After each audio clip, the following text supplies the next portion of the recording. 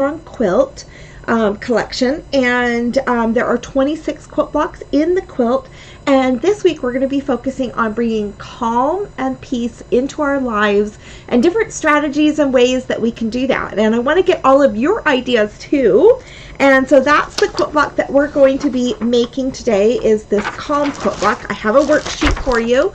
This is the pattern that is the Live Well, Live Strong quilt, and it has all of the 26 quilt blocks that we focus on as wellness issues and health issues that we as women can embrace. And so that is the pattern that we're working on. It comes in 60 by 60 inch. This bed runner, the king, queen, bowl, and all of that stuff. And today we are working on the calm quilt block. So let's go ahead and get started. And later this week, hi Laura, it's good to see you. Hi Robin, it's good to see you. And but later this week we're going to be working on the foundation paper piecing version of the calm quilt block. And having calmness in our lives and peace is definitely something. So this is the foundation paper piecing version of it. So having peace and calm in our lives is important, but having peace and calm maybe when there's chaos is also important too. So that's kind of what we're going to talk about. I'm going to flip my camera so you guys can see my hello from Mexico, and hello you guys. You guys are so wonderful. So let me flip my camera so you guys can see my working space. And let's get started. So the peace and calm quilt block is really a simple quilt block. We've just got 4 half square triangle blocks right here. We've got a rectangular block joined together by a square, and then some other rectangles right over here. So it's a really easy quilt block to make, and it's just another one with that skill building that we are working on. So let's go ahead and string feed these pieces together. So I'm matching up my half square triangles, right sides together. Yes, Robin, peace and calm is definitely needed. And it's also needed during times of chaos, that we kind of find ourselves and can reach down and ground ourselves into a peace and a calm confidence, that we can then still have that calmness even when there's chaos going on around us. And that's important for us to sometimes be able to master that skill and to draw on that skill in order to pull on that. And there are different things that we can feel peace and calm about. Oh, Luke got his vaccine yesterday. So yesterday we were working, Luke got his vaccine, and do you remember the healthcare hero quilt we made? I'll show it to you guys at the very end. And it was so exciting, but I have to say that I do feel a little bit calmer knowing that he's vaccinated. So there's lots of different sources of how we can feel calmness in our lives. Sometimes it might come through science, sometimes it might come through nature, and sitting along a stream or along a beach, or sitting right inside along a mountainside or a trail, maybe sitting by a lake. Any of those kinds of things can help bring some calmness, and nature can bring that into our lives. Our faith can bring us peace and calm in our lives too. So I'm going and I'm sewing these together with a 1/4 inch seam. So I know my faith really helps me find a sense of peace and calm whenever I'm going through difficult times, because I always know that faith grounds me and gives me a solid foundation. And with that solid foundation, I'm able to maintain kind of that peace. And it also sometimes takes discipline, that sometimes when we're feeling not so wonderful, that we go ahead and we use discipline sometimes. And let me grab my bigger iron to bring about that calm nature. Okay, I'm going to go ahead and press my fabric, my half square triangles open, where the seams are being pressed over to the darker side, right there, with my blue fabric over to the blue side. So I'm opening these up. So I have an example.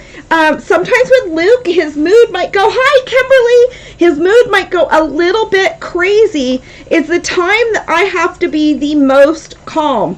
And I have tried to master this throughout his lifetime, and I've gotten some of that down. But when he escalates, it's a time that I have to help him de-escalate. And in that de-escalation, I go ahead and really exude a lot of calmness, and that calmness then helps him then, you know, kind of relax, think about things a little bit differently, and de-escalate somebody into a different state of being. So, and that calmness also helps me model the appropriate behavior that I need to have. We're now going to use this almost like a 9 patch. I'm going to go ahead and sew this together. Hello there, Belle, and you guys be sure to say hi if you can. So what brings peace and calmness into your life? Now, in here, I almost spilled all of my pens over there. I'm going to go ahead and go over the pattern in here in the book, because the peace and calm quilt block, I wanted you guys to see this. This is how I organize my patterns, is right in here. It's on page 13, and I'm encouraging you guys to, after you construct your half square triangle, that you go ahead and you trim those down to a good 5 1/4 inch seam. So I do give you guys instructions as you're constructing the block to make sure that you're squaring up the block units as you are making them. So, you know, this is just a little bit bigger than what I have, but that's almost a 5 1/4 inch. So be sure to square up your quilt blocks as you're going. So if this was me and I wasn't always just filming this nonstop, I would go about this and I would square this quilt block, make sure I'm matching the diagonal right along my cutting mat. You can see that right there. And then I'm going to just make sure that I've got a pure 5 1/4 inch size here. So that's one of the things that I want to encourage you guys to do, that as you're sewing your blocks, I do have you at times square up your quilt blocks as you're working on them, and I give you those measurements in there. So I'm going to go ahead and put this back over here, and I just wanted to give you that quick tip with this quilt block. But I'm going to take this and I'm going to bring this over. I know that this is matched up quite well, and we're going to proceed with our sewing. So just a quick tip there. So following instructions, right, can sometimes give us peace and calmness if we are making sure that we're following all those together. I'm going to just string feed these together as I'm constructing this, and then we'll have our whole block put together. So what else brings the anxiety down and panic attacks down? Really good. You're awesome to be able to do that for him. Robin says, I'm trying that for myself through anxiety and panic attacks.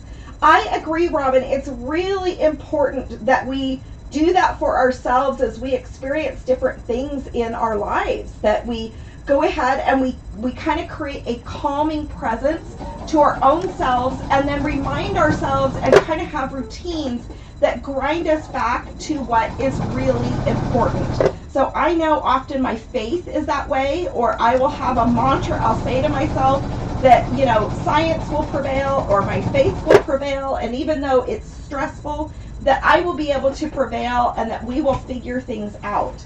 So, and even though, you know, I'm not perfect and none of us are, I do know that as we work with his medications and we work with other things, that will, and as I work with the doctors, that helps me help his life. And they have always trained me to de-escalate any situation. And we can do that not only for others, but for ourselves.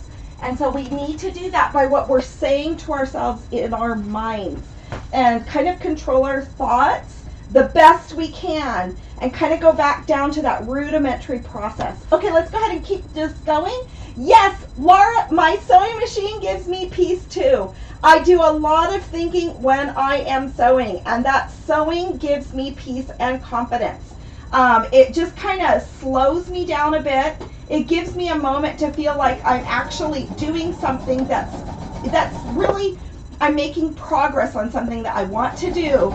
But that quiet time sewing is something that really gives me some peace and some calm. And I have memories of going through many different trials and different events in my life that brought me, oops, look, I totally sewed that backwards.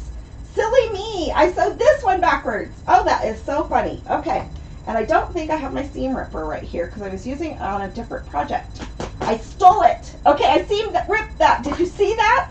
I know that the thread and the fabric that I'm using is stronger than the thread I'm using. I use an Aurifil thread, and I'm using the Riley Blake Confetti Cotton Solid. So I know that I can start to go ahead and rip something and then go ahead and sew that accurately.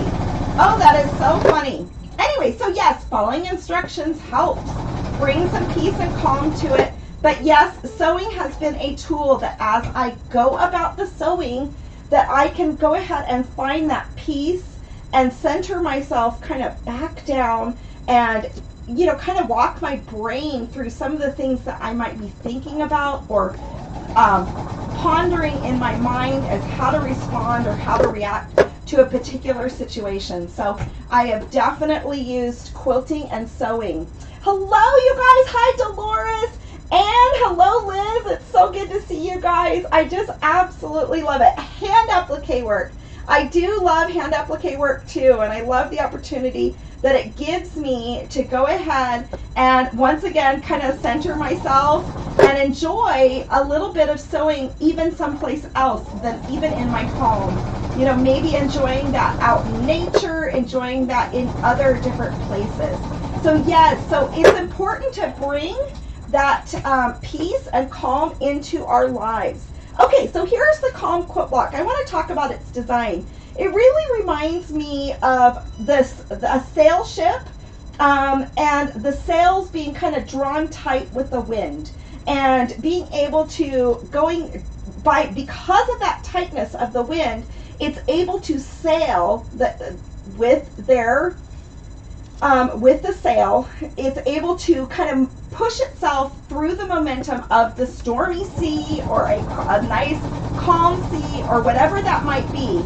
But that wind is what propels us, and sometimes we have to harness the wind and be able to have it drive at us at the right angle or in the right place and process events so that we can feel that momentum pushing us forward in a place that we want to go. So that is why this quilt block, it just reminded me of a trimmed sail that can go ahead and push the boat, something that's much bigger than just a piece of fabric, but can push the boat and go and propel itself exactly where it needs to go. So I love the yellow and blue too, but it really represents the trim sails for me and what those trim sails are actually like. Okay, I'm going to go ahead and finish sewing this one side of it. Now, I do have a worksheet for you guys. Let me go ahead and grab that.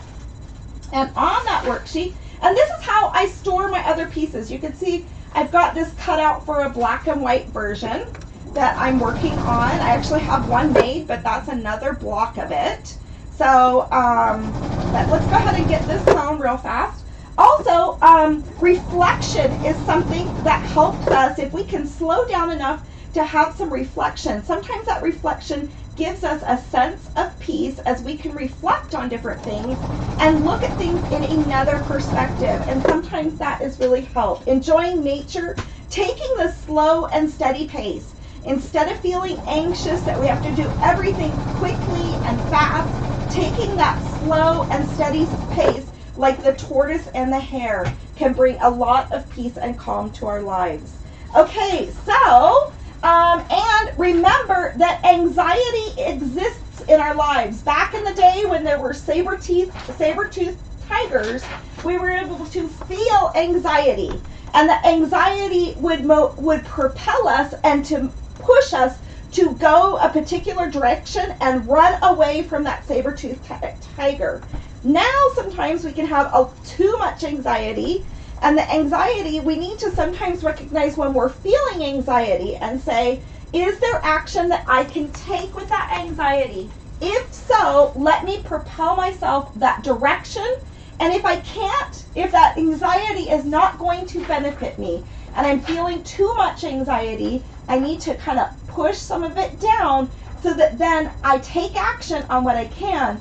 But as soon as there's no more time to take action, I can worry a little bit to try to come up with solutions and to come up with different plans and talk to people and have friendships. But after that, I need to let some of that anxiety go. If it's not something I can control, something that I can let go and allow other people to kind of make choices in their own lives, and also to allow myself the grace to make choices in my life that might not always be the best. So remember, some goals that you can have for yourself for this next week is to reach out for help. If you ever need some extra help, reach out to a friend, reach out to those. I had Luke that wasn't doing so well, so I did reach out for professional help, and we're going to hopefully get him discharged from the hospital later this week. You can do relaxation and breathing. Give yourself time. Give yourself empathetic. Be empathetic with yourself. Be empathetic not only with yourself, but to yourself. Enjoy some nature. Be an example of steadiness for those in your family and for those around you, and model what kind of things that you want to do, so that you want your other family members maybe to have. So break down a large task into small consumable pieces so that we can break it down so that we can actually consume it on a good basis.